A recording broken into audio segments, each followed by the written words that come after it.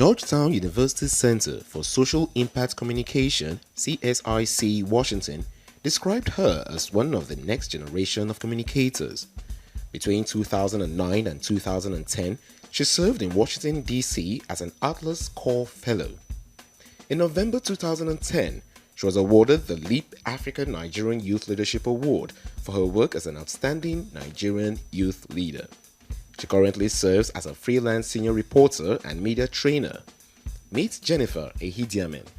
My name is Jennifer Ehidiamen. I'm a journalist based in Lagos, Nigeria. I currently freelance with Voice of America, but I also write a couple of older research reports for different media organizations, both locally and internationally.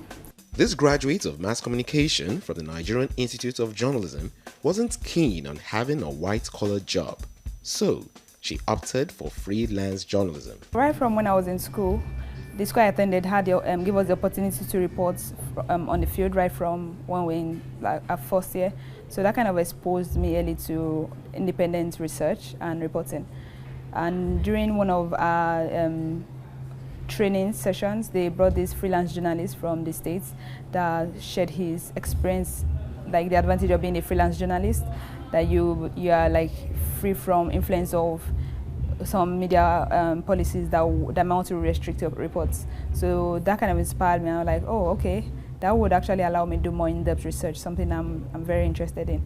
So while I was in my internship and all that, I mean, I've had experience working within media organizations. I didn't really like it because it had its limitations. Some stories are not allowed to pursue because the media organizations in charge, I mean, think is against their finance policy and all that. But did she see herself getting this far from the onset? Well, honestly, I think I'm just getting started. I don't really think I'm all that famous yet. But when I was in school, one thing that the Nigerian Institute of Journalism, NIJ, prepared us for was being like the best in the field. That when you graduate, you shouldn't just go and stay in one corner newsroom office waiting for people to like give you what to do, others, but you should be proactive in going about like doing your own reports and then publishing it. So I think NIG actually prepared me for that opportunity to expect much more from myself as a journalist, as well as from the society we serve in. Interestingly, journalism is not all there is to this young lady. There are also some other activities she derives joy from. My interest is photography. I'm like really developing an interest in travel photography.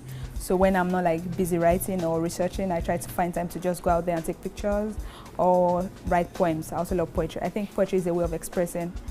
So I write poems and then I travel a lot. I love traveling.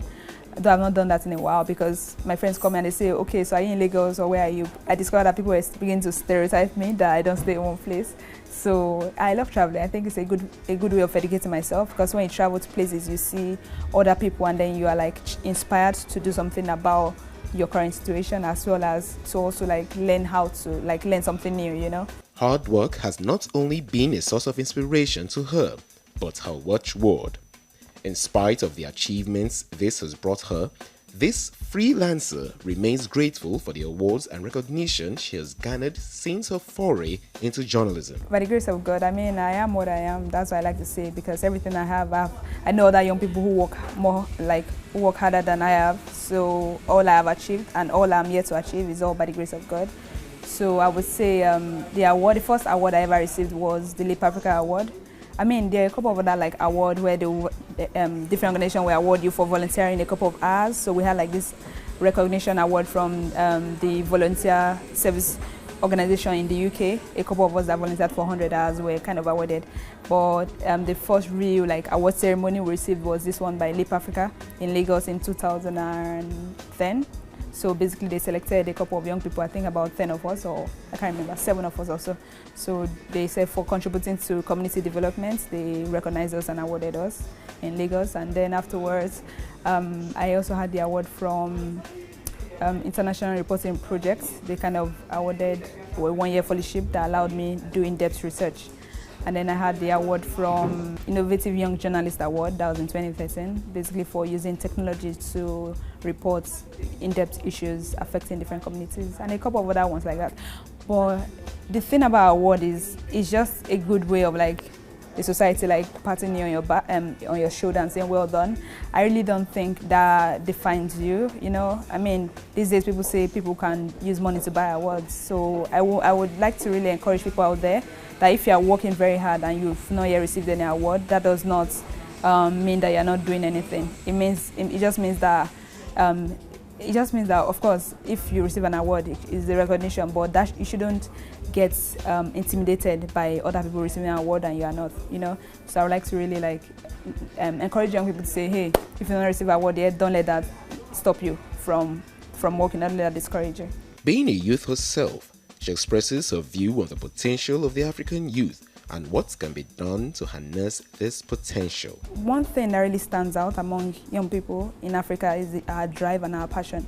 I remember once my colleague then in the US telling me that, wait, I meet Nigerians, I meet young Africans, and then I see their excitement and their willingness to want to get involved and do something about their society. Is this a normal thing? And I'm like, yeah, Africans are like, we are very driven. So you see, meet an average young person and you hear him talking about change, talking about wanting to be involved, talking about wanting to do more and all that. So I think it's very interesting that we have high energy, we have high interest, we have high passion among African youths.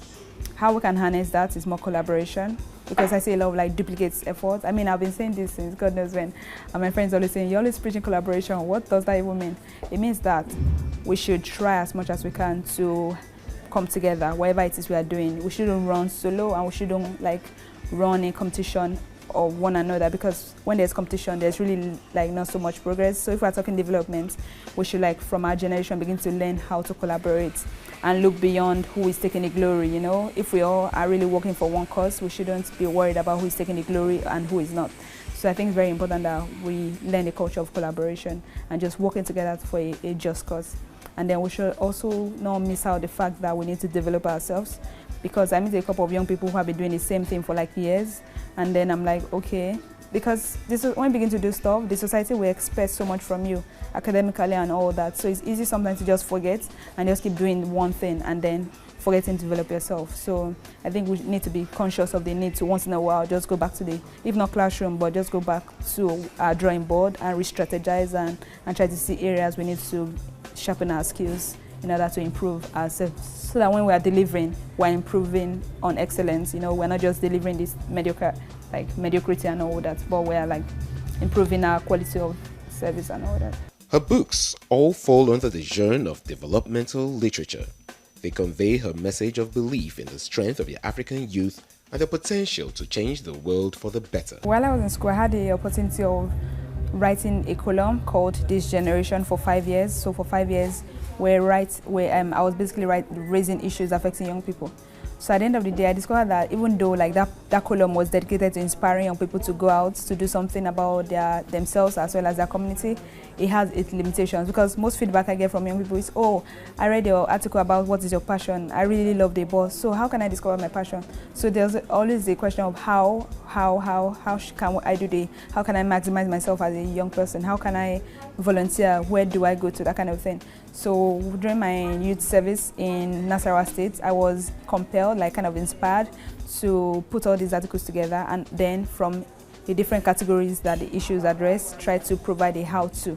And the how-to is not just me talking right now, but also featuring some other young people who have done it, and then sharing how they did it. From those that had nothing, that had to start from scratch, and those who were given loans by maybe their family members or supporting organizations. So the book comprises of different articles, as well as how to find your passion, how to make the best use of your school year beyond just classroom learning, how to volunteer and where to find the volunteering opportunities, and how to transition from being a volunteer to a full-time employee. And then we also featured different young leaders in Nigeria, across Nigeria. We had a young person based in Lagos, a young person based in Adamawa State, a young person based in Nasarawa State. So we basically like made sure it covered different regions. So somebody won't at the end of the day say, oh, this person lives in Lagos now, so what do we expect? So we try to like capture different settings so that nobody will say, oh, this person is more privileged than I am, that's why he or she is able to achieve this. But they're able to read those stories and say, oh, this person is just like me. If they can do it, why not me? Her newest book, titled Half a Loaf and a Bakery, provides tested practical survival tips for youths to make the best of whatever situation they find themselves. The journey is not over for this young lady, as she believes she still has more to offer. There are definitely more things that I need to do, that I should be doing, and that includes, like I said earlier on, improving on myself, like going the extra mile to develop myself. I mean, I might think I'm a good writer right now, but man, when I read some other people's articles, I'm like, oh, I still have a lot of things to do. So I think it's very important for me to know that I'm not there yet. Definitely not there yet. I still have a lot of dreams. By God's grace, I still have a lot of aspirations that I need to pursue. And to one of the steps I'm taking is self-improvement, to go like keep learning and don't think I've arrived yet, because reality is this could just be like a little fraction of what God has in store for me. So I must not lose focus. It's very important.